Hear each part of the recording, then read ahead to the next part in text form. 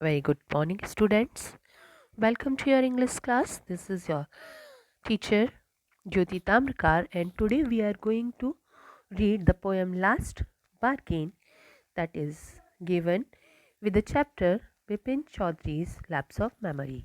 Okay, so most important thing about the poem is that कि ये poem Rabindranath Tagore ने लिखी है. We all know him very much.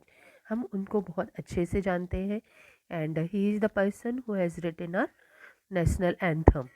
Okay, इन्होंने हमारी नेशनल एंथम लिखी है एंड फ्रीडम स्ट्रगल में भी काफ़ी इनका इम्पोर्टेंट प्लेस रहा है.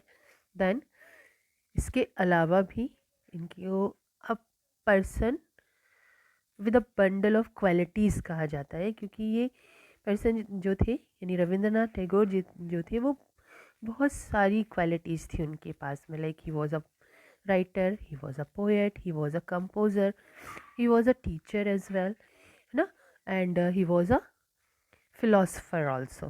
Okay, so he was known to be a bundle of qualities. तो यहाँ पर ये जो पोयम है, यहाँ पर एक्चुअली ये बात तो कर रहे हैं किसी मजदूर की और उसके बार्गेनिंग की, लेकिन अगर हम अपनी लाइफ से रिलेट करके देखेंगे तो हमें लगेगा कि शायद ये सिर्फ एक बार्गेनिंग, एक मजदूर की बात नहीं कर रहे हैं, बल्कि ये इस पोएम में कहीं ना कहीं हमारी लाइफ को रिलेट कर रहे हैं.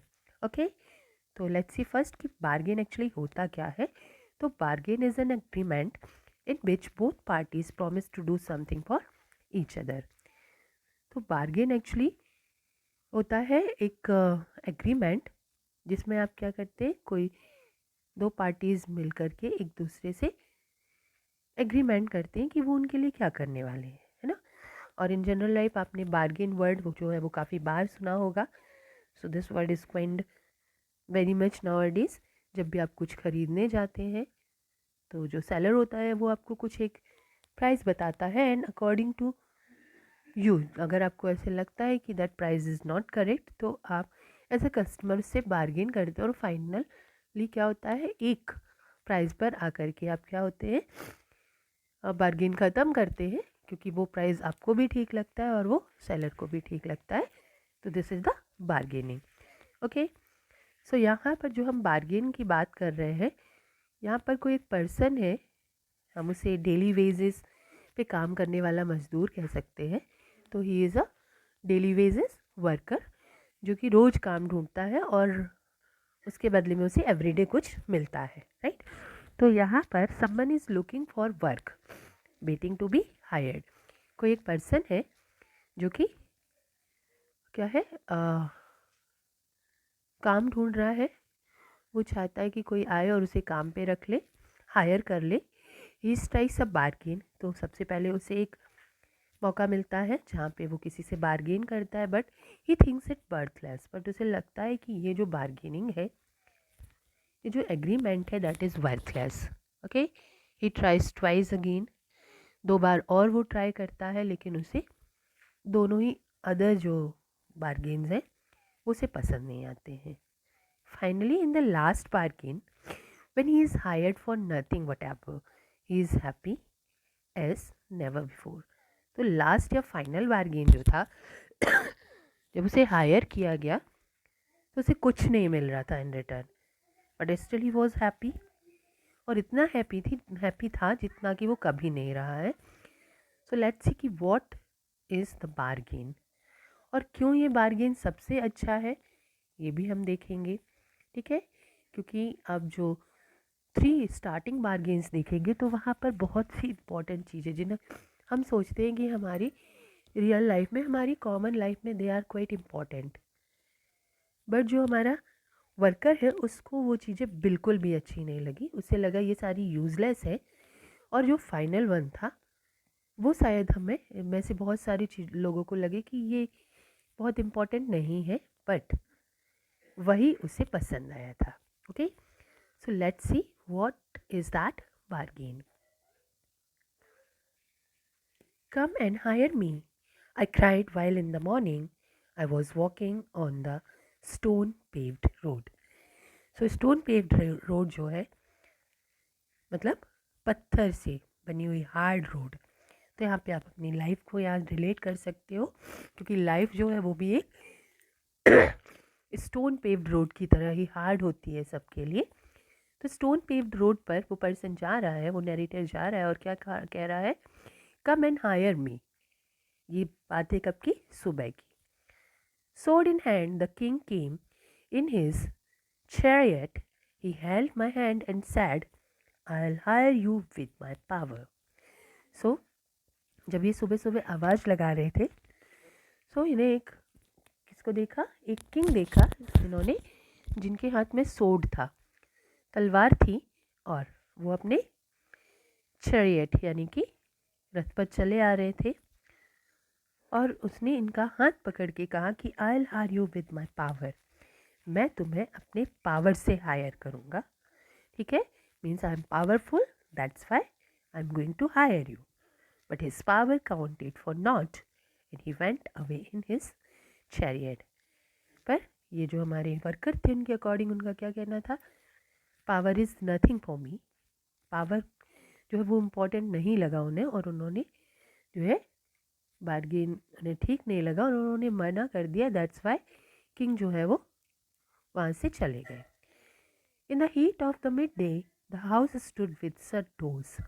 अब दोपहर का समय था, काफ़ी गर्मी थी और सारे घर के दरवाजे जो हैं वो बंद थे। I wandered along the crooked lane.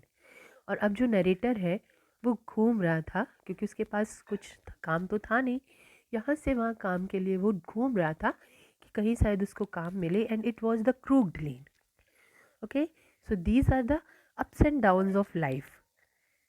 Okay, जहाँ पर आपके साथ कोई भी नहीं खड़ा है, तो उस जगह पर उनके साथ में क्या हुआ, a man, old man came out with his bag of gold. एक पर्सन आए जो कि ओल्ड थे, और उनके पास में एक बैग था जिसमें गोल्ड कॉइन्स जो थे वो भरे हुए थे। He pondered and said, I will hire you with my money. तो उस ओल्ड मैन ने नरेटर से कहा कि मैं तुम्हें अपने मनी से हायर करने वाला हूँ। और उसने थोड़ी देर पॉन्डर किया, पॉन्डर मीन्स सोचना। ओके, तो उसने सोचा और कहा कि मैं तुम्हें अपने मनी से हायर करूँगा। He weighed his coins one by one but I turn away. So इतना कहने के बाद वो पर्सन जो है एक एक करके अपने कॉइन्स वे करने लगा, तौलने लगा, हाथ में उठा करके देखने लगा, और मे भी दिखाने लगा। राइट, तो यहाँ भी वर्कर को ये पसंद नहीं आया। तो दो चीज़ें जो कि पावर और मनी था, हमारी लाइफ में बहुत इम्पॉर्टेंट होता है, पर for the worker it was nothing. Right, तो उसने इन दोनों ही चीज़ों के लिए क्या किया, मना कर दिया। राइट, अब इसके बाद इसको थर्ड बार्गेन मिलेगा। Okay, it was evening, the garden has was all aflower. The fair maid came out and said, I'll hire you with a smile. तो अब शाम हो गई थी, और ये गार्डन हेज जो होता है, वो प्लांट जो बहुत लंबे नहीं होते, उनसे जब बाउंड्री बना देते हैं किसी जनरली गार्डन की या किसी प्लेस की, तो that is the hedge. Okay, so garden hedge जो थी उस पर फ्लावर्स लगे हुए थे। ये वहाँ पहुँचे और वहाँ पर एक फेयर मेड, एक बहुत ही ब्यूटीफुल सी मेड आई, और उसने कहा कि मैं तुम्हें अपने स्माइल से जो है वो हायर करने वाली हूँ। हर smile paled and melted into tears and she went back alone into dark. But the narrator and that is the worker, उसने शायद उसे मना कर दिया। स्माइल जो थी उस ब्यूटीफुल लेडी की, ब्यूटीफुल स्माइल इनके लिए यूजलेस थी, दैट्स वाई इन्होंने मना कर दिया। And that was the smile जो धीरे धीरे फेड हो गई, है ना, पेल पड़ गई, और उसके बाद इट मेल्टेड इनटू टीयर्स, और वो आंसू में बदल गई। ओके, और वो अकेली ही वापस वहाँ पर चली गई, उस गार्डन में चली गई। ओके, सो यहाँ पर 3 important things, one is money, one is power, second one is money, and third one is beauty. Okay, इन सारी चीज़ों को, ये मटेरियलिस्टिक थिंग है जिन्हें हम अपनी लाइफ में बहुत इम्पॉर्टेंट मानते हैं, बट हमारा जो नरेटर ऑफ द पोएम है, जो वर्कर है, उसके लिए ये चीज़ें कोई भी यूज़ नहीं रखती थी। उसे लग रहा था कि everything, whether it is power और मनी और द ब्यूटी, ये तीनों ही चीज़ें जो होती हैं वो लॉन्ग लास्टिंग नहीं होती हैं।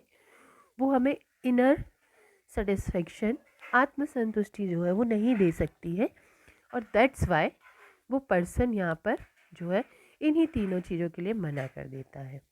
ओके, सो दैट्स वाई मैंने स्टार्टिंग में आपको बोला था कि this poem is something that resembles to your true life. Okay, तो यहाँ पर ये रियलिटी ऑफ द लाइफ है कि ये तीनों ही चीज़ें, पावर जो होता है वो एक दिन ख़त्म हो जाना है, लॉन्ग लास्टिंग नहीं है, ठीक है। ब्यूटी वो भी एक दिन ख़त्म हो जाएगी और मनी वो भी एक दिन ख़त्म हो जाता है। तो ये तीनों ही चीज़ें उतनी सिग्निफिकेंट नहीं है जितनी कि लास्ट बार्गेन होने वाली है। तो इसीलिए जो डेली वेज वर्कर था, ठीक है, तो ये डेली वेज वर्कर एक्चुअली हम सारे लोगों को रिप्रेजेंट कर रहा है, ठीक है। सो यहाँ पर वो क्योंकि एक बहुत ही सेंसिबल पर्सन है, बहुत ही थॉटफुल पर्सन है, दैट्स वाई उसने यहाँ कर तीनों ही बार्गेन्स को मना कर दिया है। ना तो उसे पावर चाहिए था, ना ही उसे मनी की ज़रूरत थी इन रिटर्न, और ना ही वो ब्यूटी को एंजॉय करना चाहता था, ठीक है। और ये तीनों चीज़ें जो होती हैं वो हमें क्या करती हैं, बॉन्ड कर देती हैं, हमें बांध देती हैं, and we are not free at all.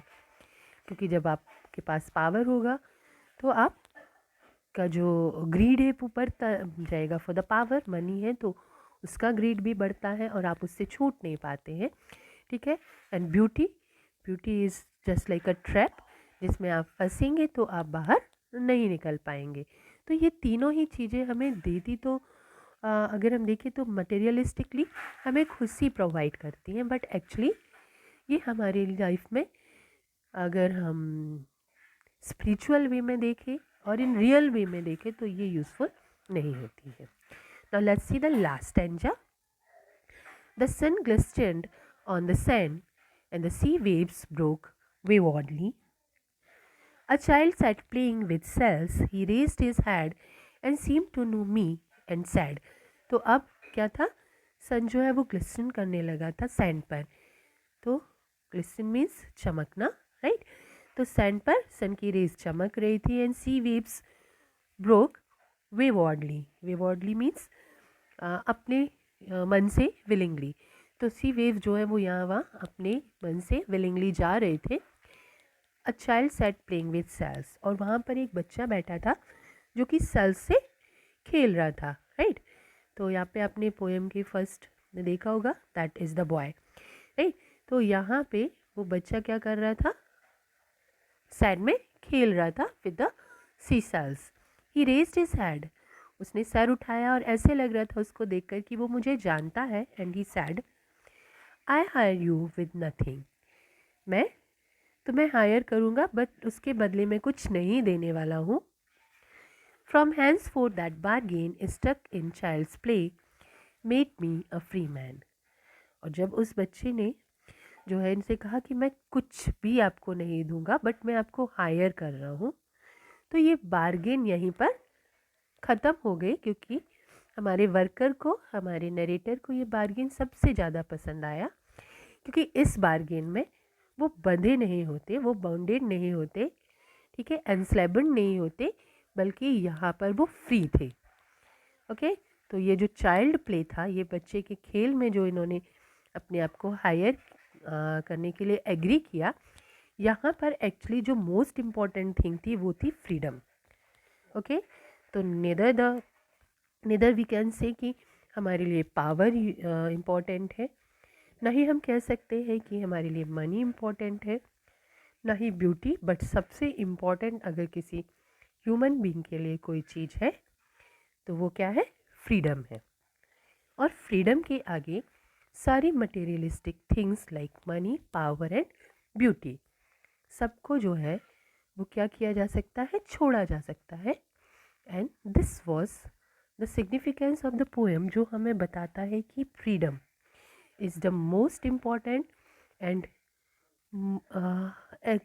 Thing है, और दूसरा वो एक ऐसी थिंग है दैट इज़ प्राइसलेस, जिसकी कोई कीमत लगाई ही नहीं जा सकती है।